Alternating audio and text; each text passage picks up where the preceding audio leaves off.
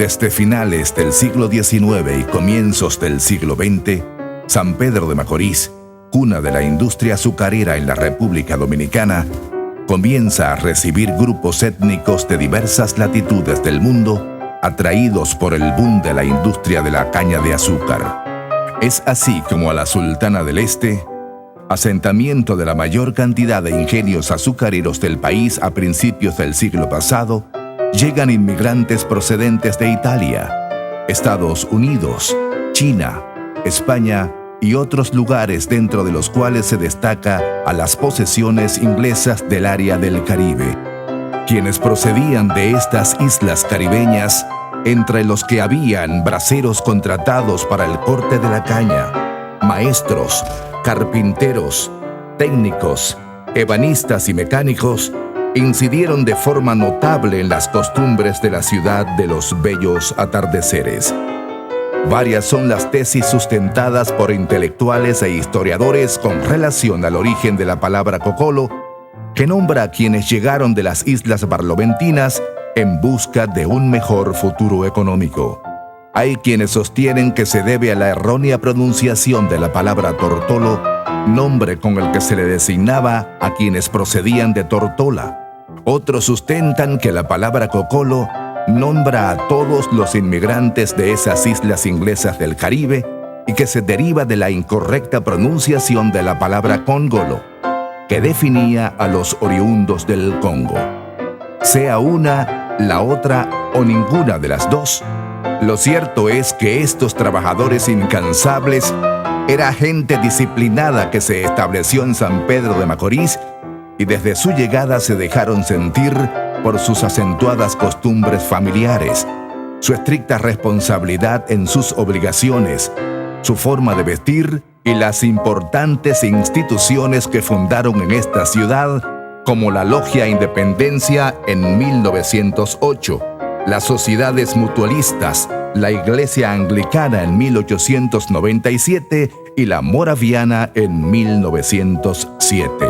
Ellos trajeron también en su mochila de sueños sus aficiones deportivas, artísticas y religiosas. La gastronomía cocola ha sido uno de los legados más interesantes que ha logrado mantenerse a través del tiempo como símbolo de las costumbres culinarias de San Pedro de Macorís. Los yaniqueques pueden ser fritos o asados. La preparación de la masa es muy simple.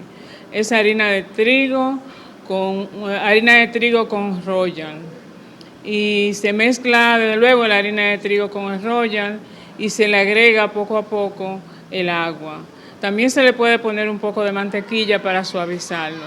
Pero harina, royal, agua y sal, esos son los ingredientes principales. El dumpling se hierve, se salcocha el dumpling. También hay dos clases de dumpling. El dumpling que yo conocí, cocolo, se hace de dos harinas. De harina de trigo se mezcla con harina de maíz. Entonces, una taza de harina de maíz y 2 tazas de harina de trigo. Se prepara la masa de harina. Como le dije, no se le echa royal, solamente se hierve hasta que rompa a hervir. Muchas personas, recuerdo que mi esposo hacía los dumplings y lo ponía hasta que rompieran a hervir. Después que rompieran a hervir, le quitaba el fuego completamente y los tapaba, y ellos se cocinaban así y salía bien suave y se cortaba con el cuchillo muy bien. Mejor que dejarlo hervir mucho rato en el agua. El fungí es un plato que se hace de harina de maíz con molondrón. El molondrón, la forma de hacerlo, o decir, hay 2 formas de hacerlo, pero en todos los casos primero se cocina el molondrón. Se lava, se pela, se corta en rodajitas pequeñas, bien pequeñas, y se cocina. Cuando el molondrón está cocinado, entonces viene la segunda parte, que es añadirle la harina de maíz. Los que no tienen mucha experiencia cogen la harina de maíz y la mojan en agua, y después que está mojada, se la echan a esa agua hirviente donde está el molondrón, que debe ser siempre como 4 o 5 veces más agua que la harina. Entonces uno le echa esa harina remojada al agua y comienza a mover para evitar que se hagan pelotitas o grumos en el agua. La gente que tiene mucha experiencia en esa agua hirviente del molondrón, simplemente coge la harina de maíz y la va echando en una bien suavecito. Va echando poquito a poco esa harina de maíz en el agua hirviendo y dándole vuelta al mismo tiempo. Y ellos sacan una harina de maíz, un fungi bien cocido. Está también lo que le gustan el molondrón, le sacan el molondrón antes de echarle la harina de maíz y cuando está casi cocinado, porque hay que darle mucha vuelta, hay que voltear esa harina de maíz hasta que se cocine, uno lo sigue volteando.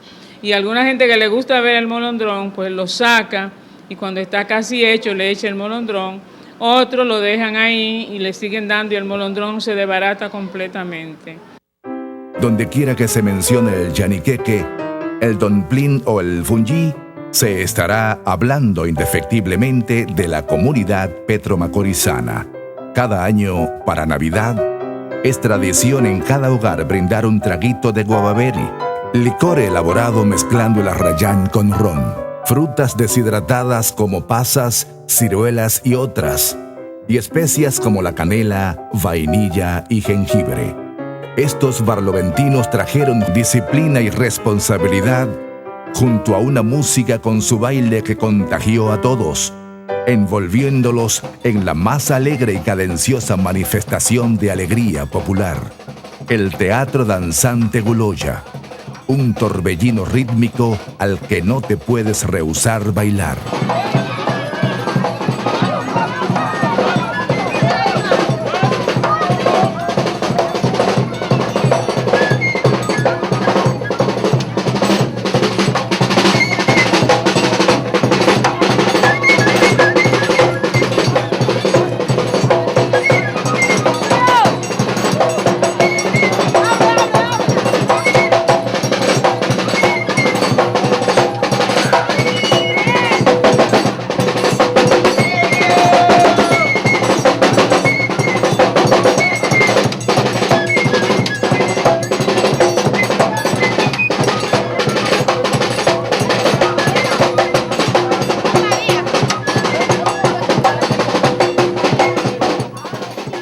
Teófilo Chiverton, conocido como el Primo o el Guloya enfermero, quien falleció en el 2001 a la edad de 94 años, fue el creador del teatro danzante Guloya, el cual estaba compuesto por 16 integrantes. Cuando Primo iba a casa, que bailaba frente a casa y hacía la representación de sus bailes, normalmente cuando él terminaba que se iba, yo me iba con Primo.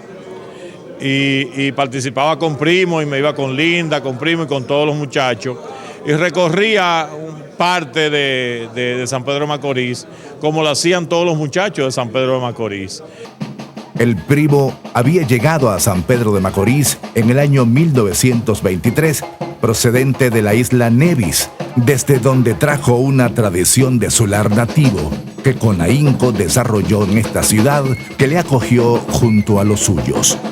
Papá me decía a mí, porque papá y Primo eran uña y carne, eran íntimos amigos. Era enfermero en el hospital, papá era médico. Y le decía a Primo, papá, a las 11 de la noche, doctor, yo voy a Consuelo. La noche está bonita, hay una luna llena, y voy a llamar a los muchachos para ir a Consuelo a bailar. Y él arrancaba a las 11 y pico de la noche, con 30 y pico de bailarines y otro tanto de músicos, bailando de San Pedro de Macorís hasta Consuelo. Bailaban en Consuelo y regresaban bailando toda la carretera. Llegaban aquí a las 6 de la mañana. Tambor, triángulo y flauta, en combinación magistral y sumamente alegre, producen un ritmo de notable influencia africana en sonidos, bailes y vistosos colores en sus vestimentas en una dramatización que está inspirada ya sea en la Biblia o en leyendas de Inglaterra, como es el caso del famoso baile El Momis. En San Pedro de Macorís, en Miramar, lo sigue entonces el baile de los Momis, que tiene cierto parecido con David y Goliat, pero en esencia no lo es. El parecido se limita solamente a los colores, porque en el baile de los Momis hay un personaje también que se viste de rojo, con barba de cabuya, que tiene un fuete en la mano, tiene un sombrero de copa casi británico en negro, y ese personaje se llama Fadó.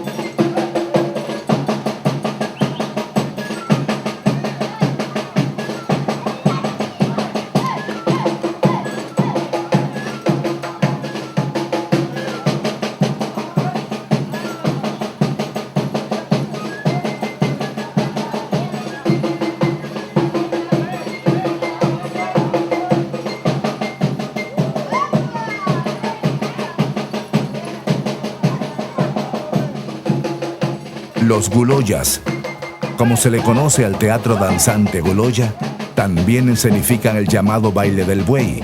Entonces, el Ingenio Angelina, había otro grupo que se llamaba el baile del buey, que sus características eran casi en colores un poco similar al de David y Goliat, porque había un personaje vestido de rojo. Aquí en San Pedro hubieron Momis y Wild Indian. Wild Indian bailó el fenecido recientemente Donald Henderson, que todo el mundo lo confunde con Guloya. Y por una razón u otra de la naturaleza, son los únicos que quedan vivos.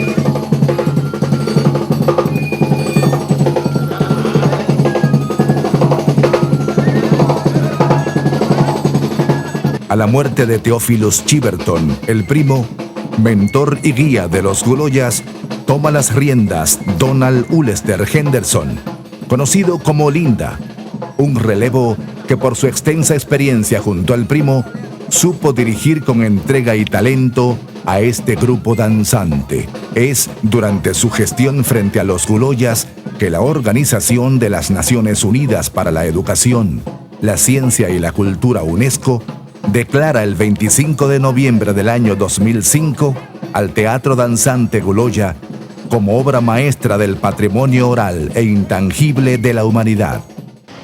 Mucho antes de que se iniciara el siglo XX, comenzó un intenso proceso migratorio hacia nuestro país. De distintos lados, cercanos de las Antillas y de las islas, llegaba gente a esta ciudad que comenzaba a despuntar como una ciudad estrella de República Dominicana en lo económico, en lo social y en lo cultural.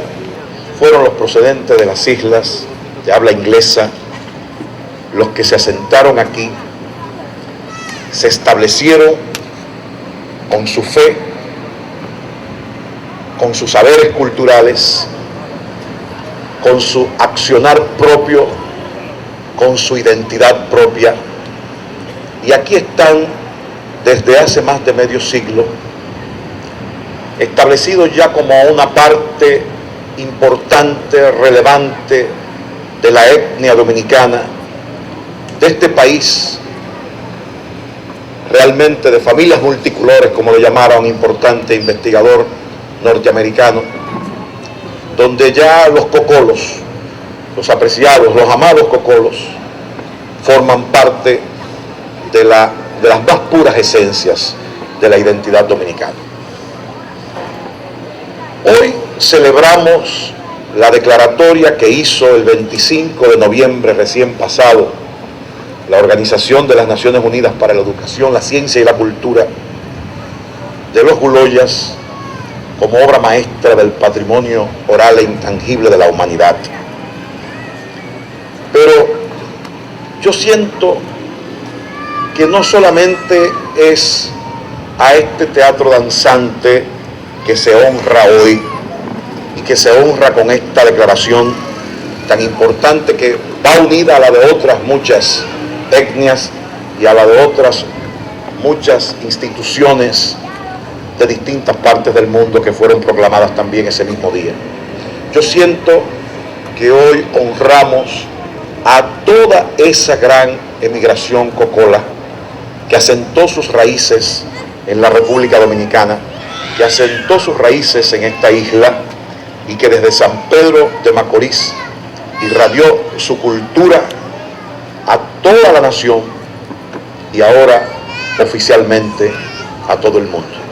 Este diploma es el que envía desde París UNESCO. El diploma, el motivo central que nos reúne hoy. Próximo a cumplir el 4º aniversario de esta prestigiosa distinción universal, el domingo 12 de julio del 2009, Donald Ullester Henderson dice adiós a la vida, poniendo fin a su dedicación absoluta por mantener viva la tradición que Theophilus Chiverton dejara en sus manos. Yo pienso que Linda tenía una concepción de la muerte, donde la muerte no era una destrucción, no era una ausencia, la muerte era una presencia, donde siempre va a haber una relación entre los vivos y los muertos. Por eso, morir para Linda es ir a bailar a otra dimensión de la realidad. Yo siento que cada vez que haya un tambor, cada vez que haya un guloya por las calles, cada vez que realmente se toque y se cante, ahí está Linda. Entonces, yo no creo que esté muerto. Está vivo en otra dimensión de la realidad, y los que somos amigos de él, lo llevamos dentro y siempre queremos ser como él. No hay duda de que su muerte es una ausencia muy importante. Linda es un patrimonio, no de San Pedro de Macorís, del mundo. Creo que Macorís ha perdido una columna de su cultura, porque Linda no fue más que la extensión de cuando la miel de azúcar llegó a las islas menores, que aquellos ingleses la parparon y cruzaron el Caribe en goleta para llegar a San Pedro Macorís. Linda es producto de la caña de azúcar, Linda es producto de los bateyes, Linda es de nosotros. Si algún día los pueblos agradecen, y deben de seguir agradeciendo la figura de Linda, la figura de Primo, la figura de Chaplin y de estos pobres bailadores de Guloya que hoy en día continúan con esta tradición, deben de ser recordados y mantenidos como una columna, igual que la de la Serie 23. Macorís es Serie 23, pero Macorís es Guloya, Macorís es Linda, Macorís es Primo, Macorís es Chaplin. Cerca de ti, Señor. Estos viejos robles, gracias a los cuales el nombre de San Pedro de Macorís tiene música propia, han ido despidiéndose de la vida terrenal, pero dejando su aporte en cada gota de sudor derramada, en cada movimiento danzante, en cada tonada. No se había cumplido el 4º mes del fallecimiento de Donald Ullester, cuando el 8 de noviembre del 2009 fallece Juan Felipe Lenis Simons, Rudy, quien fuera designado a la muerte de Linda, director del Teatro Danzante Cocolo. Cada uno de los sepelios de estos titanes se ha convertido en muestras comunitarias de dolor y llanto. Esta dolorosa despedida física a nuestro hermano Rudy, sintiendo la pena de que su rol de liderazgo haya sido tan breve y transitorio aquí con nosotros, pero sabemos que ha dejado una gran trayectoria, un ejemplo como bailador, también como amigo y como ser humano y como un miembro de la comunidad. Cómo lo quieren en ese barrio, cómo lo quiere toda la gente, cómo se sentía durante el día de ayer y de hoy, todo ese dolor repartido en cada una de las personas que pueblan esta comunidad de aquí de San Pedro de Macorís. Pienso que hoy es un duro golpe, es un dolor, no solo para los Guloyas, no solo para San Pedro de Macorís, es un dolor nacional, es un duelo de todo el país, de todos los tocadores, de todos los que aman las tradiciones, la identidad de este pueblo, de los tocadores de palo, de los tocadores de congo, de los tocadores de salve, de los tocadores de comarca, de gagá, de bambulá, donde quiera que haya un tambor, donde quiera que haya una danza de nuestro pueblo y esta profunda herida que nos ha dejado en este día nuestro hermano Rudy. Y hoy sus cuerpos reposan en el mausoleo del Guloya, construido por el Ayuntamiento Municipal en la Necrópolis San Pedro de San Pedro de Macorís. Pero la tradición continúa. Este legado patrimonio del mundo sigue adelante, ahora dirigido por Juan María Araujo Momón, a quien ha tocado la responsabilidad de no dejar morir esta vieja tradición petro-macorizana que es apreciada universalmente y se trabaja de manera incesante en el relevo generacional, en los nuevos guloyas del futuro, en los guloyitas de hoy que han bebido en la fuente enriquecida de todos quienes han estado envueltos en este teatro danzante. Son jóvenes que tienen sobre sus hombros la ineludible responsabilidad de mantener viva esta llama cultural, oral e intangible del planeta. Esta responsabilidad debe ser mantenida por quien ha tenido que suceder a Rudy, que es Momón, y que en ese grupo que queda vemos hombres y mujeres descendientes directos de aquellos originales cocolos que fueron nuestros guloyas en aquellos tiempos. Y ese relevo, generación tras generación, que debe venir, nosotros vamos a seguir haciendo nuestro aporte desde el ayuntamiento, porque si nosotros saber que los guloyas iban a ser declarados un patrimonio de la humanidad, un año antes de esa declaración, hicieron su primera presentación en el Parque Central, los guloyitas del ayuntamiento. Y teníamos esa idea y tuvimos esa visión de ir propiciando la creación de ese relevo generacional. Y unos 6 o 8 meses antes de esa primera presentación, que fue en el año 2004, empezamos a trabajar con un grupo de niños de ahí, del sector de la arena, de ahí de la misma entraña de donde están los guloyas. Muchos de ellos hijos de nietos de cocolos originales que vinieron de las islas, y que lo empezamos a agrupar y originalmente encargamos de esta idea que tuvimos al profesor Nadal Huarco de que le diera las primeras instrucciones. Luego han venido sucediéndose instructores y el último que tenían precisamente esos niños era Rudy, la persona que se encargaba de toda la semana aquí en el ayuntamiento, irle enseñando, ir perfeccionando lo que ya sabían. Gracias al trabajo constante, al amor por sus antepasados y raíces culturales, el teatro danzante cocolo sigue vivo para la alegría de toda la humanidad.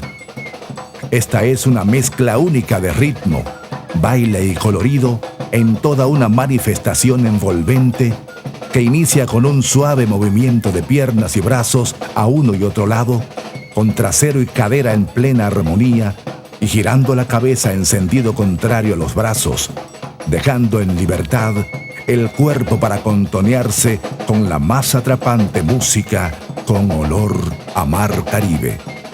Si quieres disfrutar de los guloyas, ven. San Pedro de Macorís te espera. no sería extraño encontrarte por cualquiera de nuestras calles con esta manifestación excitante, envolvente, que te hará seguirlo y bailarlo.